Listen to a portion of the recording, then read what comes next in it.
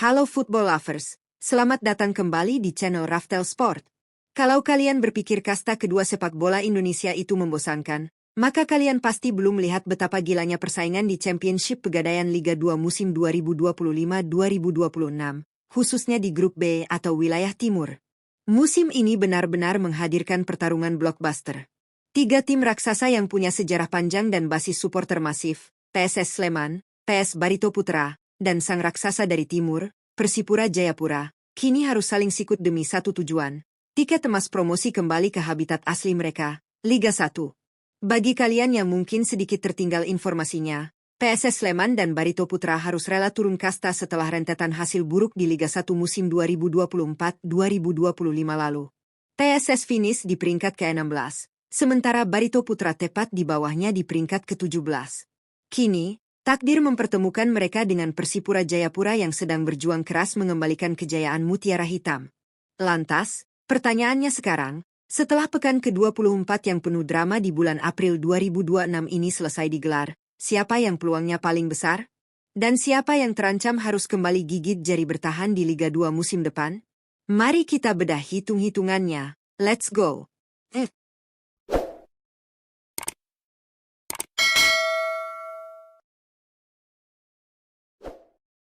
Sebelum kita masuk ke hitung-hitungan peluang, kita wajib membahas apa yang terjadi di pekan ke-24 pada hari Sabtu, 11 April 2026 kemarin. Pekan ini benar-benar menjadi titik balik yang membuat konstelasi klasemen Grup B memanas ke titik didih tertinggi.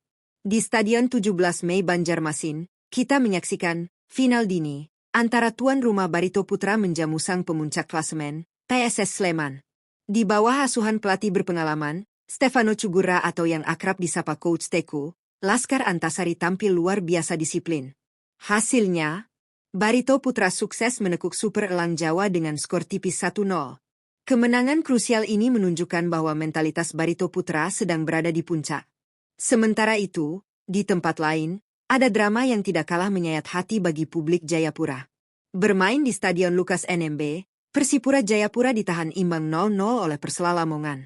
Padahal, Mutiara Hitam asuhan Coach Rahmat Darmawan tampil sangat dominan. Puncaknya, di menit ke-53, Persipura mendapat hadiah penalti.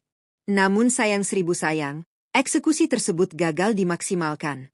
Alih-alih meraup 3 poin penuh untuk menempel ketat PSS Sleman, Persipura justru harus rela membuang 2 poin emas di kandang sendiri.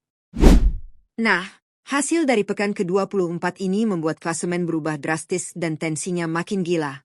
Coba kalian perhatikan klasemen terbaru ini.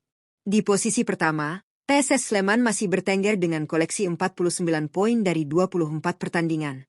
Di posisi kedua, Barito Putra sukses menggusur Persipura dengan raihan 46 poin. Di posisi ketiga, Persipura Jayapura turun satu strip dengan raihan 45 poin. Jarak dari peringkat 1 ke peringkat 3 hanya berjarak 4 poin saja. Boom! Mengingat hanya juara grup yang berhak meraih tiket promosi langsung ke Liga 1, Super League, maka setiap pertandingan di sisa musim ini ibarat partai final hidup dan mati. Mari kita bedah satu persatu peluang ketiga tim ini. Kita mulai dari sang capolista, PSS Sleman. Super Elang Jawa sebenarnya datang ke Liga 2 musim ini dengan persiapan yang sangat mewah. Manajemen PSS tidak main-main. Mereka merekrut gerbong bintang seperti Terence Puhiri, Rico Simanjuntak yang dipinjam dari Persija, bek tangguh Kleberson. Secara statistik, lini serang PSS adalah yang paling menakutkan di grup B. Bukti nyatanya, beberapa hari sebelum kekalahan dari Barito, mereka sempat berpesta gol menghancurkan Persipal FC dengan skor gila 7-0 di Maguwo Harjo. Namun, kekalahan 1-0 dari Barito Putra pekan lalu adalah sebuah wake-up call alias alarm bahaya bagi PSS. Hitung-hitungan peluang PSS. Dengan 49 poin, PSS masih memegang kendali penuh atas nasib mereka sendiri. Super Elja tidak perlu memikirkan hasil pertandingan tim lain. Asalkan di sisa laga, termasuk laga-laga tandang krusial, mereka mampu menyapu bersih kemenangan, maka tiket otomatis promosi ada di tangan mereka. Tantangan terbesar PSS saat ini bukanlah kualitas teknis, melainkan tekanan mental. Menjadi tim yang diburu, the hunted, selalu lebih berat secara psikologis daripada menjadi tim yang memburu. Jika mereka kembali terpleset di sisa laga, Barito Putra siap menerkam. Selanjutnya, mari kita beralih ke tim peringkat kedua, PS Barito Putra.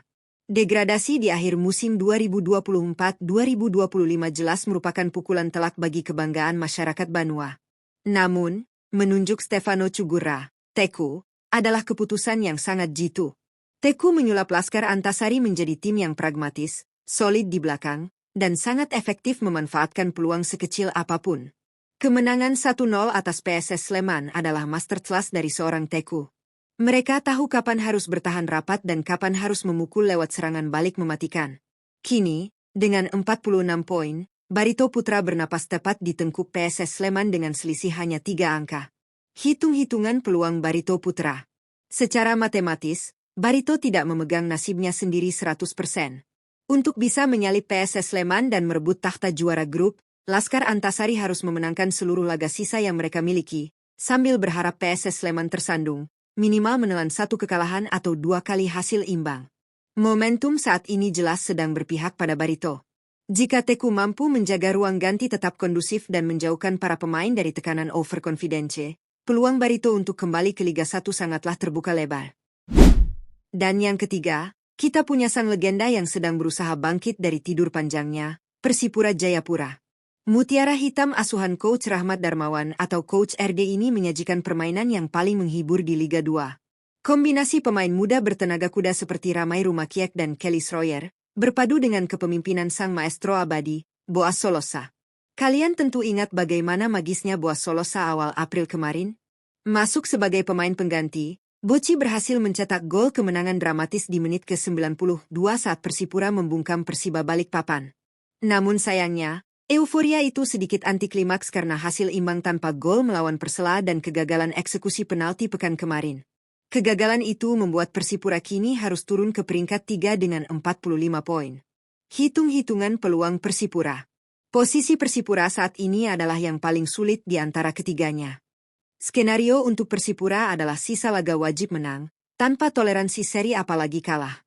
Namun itu saja tidak cukup. Mereka harus berdoa agar PSS Sleman kalah setidaknya di 2 pertandingan, dan Barito Putra juga ikut terpleset. Meski hitung-hitungan matematisnya cukup berat, kita tidak boleh meremehkan DNA juara milik Persipura. Sepak bola Indonesia mengajarkan kita bahwa kejutan selalu terjadi di pekan-pekan terakhir. Jika Mutiara Hitam mampu bermain tanpa beban dan menjadikan keterpurukan ini sebagai motivasi ekstra, siapa tahu keajaiban dari timur itu benar-benar datang. Jadi football lovers, itulah peta kekuatan dan hitung-hitungan peluang promosi Liga 1 dari Grup B Liga 2 musim ini. Ketiga tim punya kelebihan dan beban mentalnya masing-masing. PSS Sleman punya kedalaman skuad terbaik tetapi sedang berada dalam tekanan psikologis di puncak. Barito Putra sedang menikmati momentum dan pertahanan baja ala Coach Teku. Sementara Persipura Jayapura siap kapan saja memberikan kejutan lewat spirit pantang menyerah anak-anak Papua. Yang pasti, PT LIB, Liga Indonesia Baru, benar-benar menyajikan kompetisi Liga 2 yang kualitas dan tensinya tidak kalah dari Liga 1. Sisa 3 hingga 4 pertandingan ke depan akan menjadi partai hidup mati. 1 kesalahan kecil saja dari pemain belakang, atau 1 peluang emas yang terbuang dari striker, bisa menunda mimpi klub tersebut untuk kembali ke kasta tertinggi selama 1 tahun lamanya. Sekarang giliran kalian yang bersuara. Menurut kalian, dari data statistik dan performa terbaru ini, siapa tim dari Grup B yang akan mengunci 1 tiket promosi langsung ke Liga 1? Apakah Super Elja akan bertahan? Atau Laskar Antasari berhasil comeback sensasional? Ataukah Mutiara Hitam yang akan menggebrak di tikungan terakhir? Coba tulis prediksi dan analisis kalian di kolom komentar di bawah. Mari kita diskusi sehat sebagai sesama pencinta sepak bola nasional. Jangan lupa juga untuk klik tombol like kalau kalian suka dengan analisis mendalam di video ini. Dan subscribe nyalakan loncengnya agar kalian tidak ketinggalan update terpanas dari dunia sepak bola Indonesia.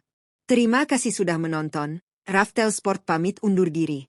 Tetap support sepak bola lokal kita, dan sampai jumpa di video selanjutnya. Salam olahraga.